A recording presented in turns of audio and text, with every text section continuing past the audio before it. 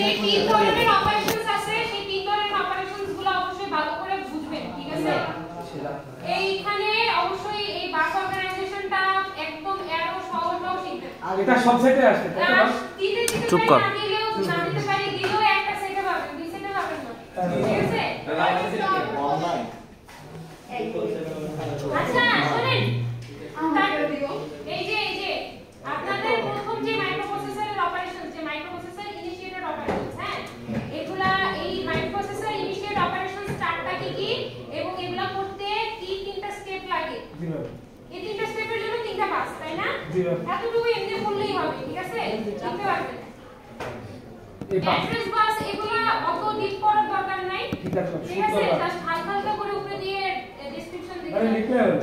হ্যাঁ অত ডিপ করে মুখস্থ করার দরকার নেই হালকা করে পড়লে হবে হ্যাঁ বাস তিনটা হালকা করে পড়লে হবে এরপর সেকেন্ড টাইপ অফ অপারেশনস আসে তাই না আপনার কি ইন্টারনাল ডাটা অপারেশনস তো ইন্টারনাল ডাটা অপারেশন এই পাঁচটা তাই তো হ্যাঁ তো যদি আমি বলি কোন एग्जांपल দিয়ে বোঝান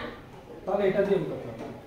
তাইলে যে এরকম একটা एग्जांपल দিয়ে এই পাঁচটা অপারেশন একটু বোঝাবেন এটা মুখস্থ করার দরকার নাই তাই না আপনাদেরকে বোঝাইছিলাম না জিনিসটা বুঝতে পারছেন এরকম একটা एग्जांपल দিয়ে যদি বলি ইন্টারনাল এই কথাগুলো শুনেন আপনাকে যদি এরকম একটা एग्जांपल দিয়ে বলি ইন্টারনাল পাঁচটা অপারেশনস কিভাবে হচ্ছে বোঝান তাইলে একটু ভাষায় লিখবেন সুন্দর করে পাঁচটার জন্য বোঝা গেছে কি বলতেছি এখানে আমার একটা কোশ্চেন সেটা হচ্ছে ম্যাম আপনি সময়টা একটু বাড়াই দিবেন স্যার হ্যাঁ ম্যাম সময়ের অভাবে লিখতে পারি না যাবে না এটা স্যার টাইমটা বাড়াই দিবেন আল্লাহ পেরিফেরাল বা এক্সটারনালি ইনিশিয়েট অপারেশন যে চারটা এই চারটা আলাদা আলাদা চারটা ইয়াতে ধরেন ডেফিনিশন তাই না আর একটা জিনিস চারটা হবে কি চারটা সেট দুটো না সেটই করবে না এবার ম্যাম সেট করবে না ভালো শুনেন এগুলা আলাদা আলাদা ডেফিনিশন করবেন একটা কাজ করতে পারি ধরেন আমি একটা অপারেশন দিলাম হ্যাঁ ইন্টারাপ্ট বা ধরেন সেকেন্ডটা থেকে স্টোর এই অপারেশনটা লিখলাম লিখে আপনাদের জিজ্ঞেস করলাম এটা মাইক্রোপ্রসেসর ইনিশিয়েটেড অপারেশন নাকি মাইক্রোপ্রসেসরের ইন্টারনাল অপারেশন নাকি এক্সটারনাল অপারেশন বুঝছেন না বুঝতে পারিনি ম্যাম এমসিকিউ থাকবে বলবেন যে ইন্টারনালি এইটার কথা বলছি হ্যাঁ তারপর জিজ্ঞেস করলাম যে এটা কি ওই যে লাস্টে পেরিফেরাল বা এক্সটারনাল নাকি হচ্ছে মাইক্রোপ্রসেসর ইনিশিয়েটেড অপারেশনটা নাকি আপনার এটা ইন্টারনাল অপারেশন মাইক্রোপ্রসেসর এই যে তিন ধরনের কোনটা এই যে এমসিকিউ आंसर কোনটা দেখি না কি দেওয়া যায় অ্যানসারটা কি হবে ইন্টারনাল ডাটা অপারেশন হ্যাঁ এইরকম এমসিকিউ না বললাম দিলে চিনবেন ঠিক আছে যেভাবেই দিই আইডেন্টিফাই করতে হবে বর্গ ইন্টারনাল ব্যাখ্যা ম্যাম বুঝতে পারছি এই কোশ্চেন আসবে এগুলো দাও না হ্যাঁ এগুলো দিব কিন্তু এই যে সহজটা দিব না তাই হলো একটা ফ্লিপ ফ্লপ দিব না তাই না এই 17 আমি এই যে এই নাম্বারটা উল্লেখ করে দিব তারপরে আপনি বুঝে ফ্লিপ ফ্লপ গুলো কানেক্ট করবেন কোন নাম্বারটা এই ভাবে এটা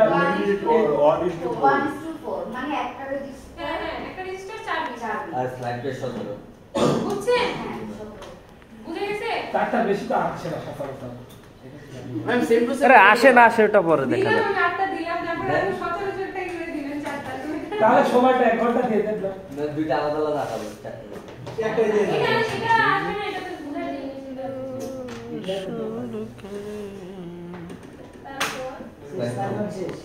ও না কি যা আছে স্লাইড তো আছে না দেখতে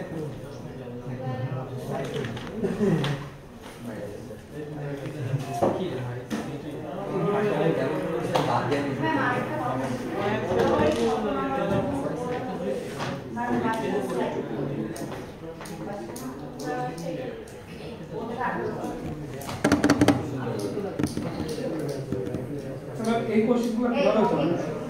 এখানে ইম্পর্টেন্ট কি বলেন তো এখানে ইম্পর্টেন্ট হচ্ছে আমি রেজিস্টার নাম্বার বলবো অ্যাড্রেস লাইন বলবো আপনার হিসাব মতো আপনি রেজিস্টার লাইনের সাথে যতগুলো অ্যাড্রেস লাইন কানেক্ট করার কানেক্ট করবেন ঠিক আছে আর বাকিগুলো কিসে দিবেন চিপে বুঝা গেছে সহজে দিব টেনশন করে চিপসে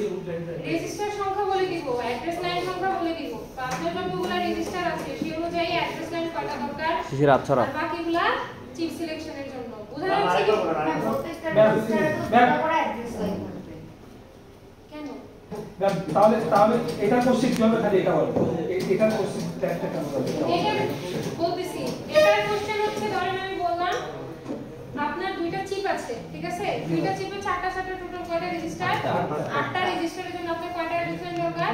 3টা কিন্তু আপনার যদি পার চিপে 4টা রেজিস্টার থাকে তাহলে কয়টা অ্যাড্রেস লাইন রেজিস্টার সিলেক্টের জন্য দরকার দুইটা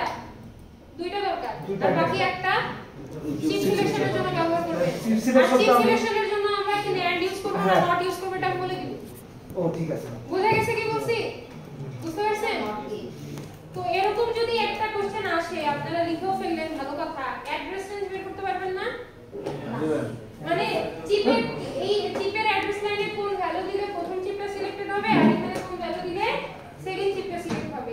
আর বাকি A0 A1 তো আপনার যে কোনো কম্বিনেশন টু দি পাওয়ার 4 মানে চারটা কম্বিনেশনের সবগুলাই হবে তাই না এটা তো 0 এটা তো আর